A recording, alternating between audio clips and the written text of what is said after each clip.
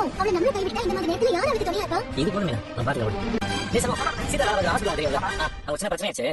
ஹாஸ்பிட்டலோட பேங்க்ல எடுத்து பணம் கொடுத்துருவாங்க. கிளம்ப வச்சா எனக்கு எதுவுமே சொல்லாம கதை சாத்திட்டு இருக்கீங்க. அவர் ஃப்ரெண்ட்னு சொல்றீங்க, உங்களை பார்த்தா அப்படி தெரியலையே. இருங்க நாங்க அவரோட ஃப்ரெண்டு தான். இப்படி பண்ணாதீங்க. அவர் பணம் கேட்கறதுக்கு தான் போயிருக்காரு. நீங்க வெளியவே வெயிட் பண்ணுங்க, அவர் வந்துருவாரு. இல்லங்கா நான் சொல்றது கொஞ்சம் கேளுங்க. தயவு செஞ்சு வீட்ல இருக்க சாமான எல்லாம் எடுத்துறாதீங்க. அக்கம் பக்கத்துல பார்க்க தான் வந்தீங்களா? ஆமாக்கா. சரி வாங்க. என்ன தங்க சொல்றது? அவர் தங்கச்சி கல்யாணத்துக்கு ஒரு கம்பெனில 5 லட்சம் ரூபாய் அதிக வட்டிக்கு கடன் வாங்கிட்டாரு. 6 மாசமா வட்டி கட்ட முடியல. கடன் கொடுத்தவங்க பணம் தரலனா இன்னைக்கு வந்து வீட்ல இருக்க பொருள் எல்லாம் எடுத்துட்டு வீட்டை பூட்டிட்டு போயிருவேன்னு சொல்லிருக்காங்க. அதுக்கு தான் நீங்க வந்துட்டீங்களோன்னு நினைச்சேன். ஏதோ கண்டுபிடி பச்சை போல. இல்ல சார், நேத்தே பொருள் எல்லாம் தூக்கி போட்டுவேன்னு சொன்னாங்க. சொன்ன மாதிரியே வந்துட்டாங்க பாருங்க. என் வீட்டுக்கார வேற இல்ல, நான் இப்ப என்ன பண்ணுவேன்? சார் அவர் பணத்துக்காக தான் போயிருக்காரு சார். வந்துருவாங்க சார். பொருள் எல்லாம் எடுத்துறாதீங்க சார். உங்களுக்கு கெஞ்சி கேட்டுக்கிறேன் சார். வீட்டை காலி பண்ண சொன்னா எங்க போவோம் சார்? எங்களுக்கு நீ யாருமே ஆளுங்க இல்ல சார். இருக்கிற பொருள் மட்டும் எடுத்துறாதீங்க சார். நேத்து இதெல்லாம் சொன்னா இப்ப பணத்துக்காக போயிருக்கான்னு சொல்றேன். இதுமே டைம்ல கொடுக்க முடியுமா? இல்ல போமா, நான் முதல்ல இந்த வீட்டை போடணும். கேக்குறேன் சார், உங்க கால்ல விட சார். உங்க வீட்டுக்கு ஒண்ணா பாரு. எந்திரிமா, சும்மா யாரும் நினைச்சிருக்காத போமா. யோ அத பணம் சொல்லுங்க. அண்ணா இருங்க. இப்ப அவன் கை பண்ண செய்யறான். இருங்கன்னு சொல்றேன்ல. எங்க போய் தொலைஞ்சீங்க? சாமான் தூக்கி வெளிய போறதுக்கு வந்திருக்காங்க.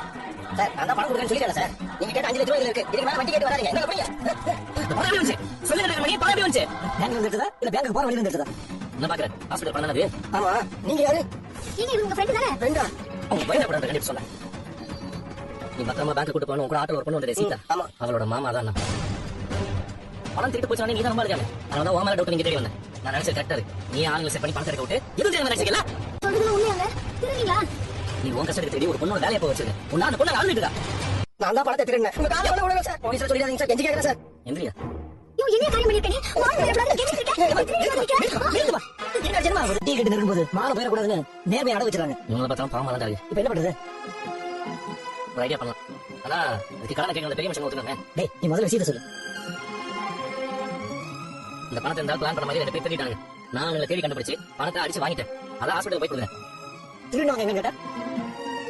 நான் பிடிக்க ட்ரை பண்ணேன். அவங்க ஓடிட்டாங்கன்னு சொல்றேன். இதை ஸ்டேஷன்ல சொல்லி எப்படி பண்ணணும் அப்படி நான் பண்ணிக்கிறேன்.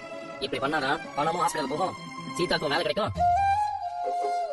இந்த அலைஞ்சலி போகாம இருப்பார். நீங்க என்ன சொன்னாலும் சரிங்க சார். இப்ப கடனை கொடுத்து என்ன பண்ணணும்னு தெரியல சார். டைம் கேளு. கொஞ்சம் கொஞ்சமா அடிக்கிறேன்னு சொல்லு. சொல்லுவான்.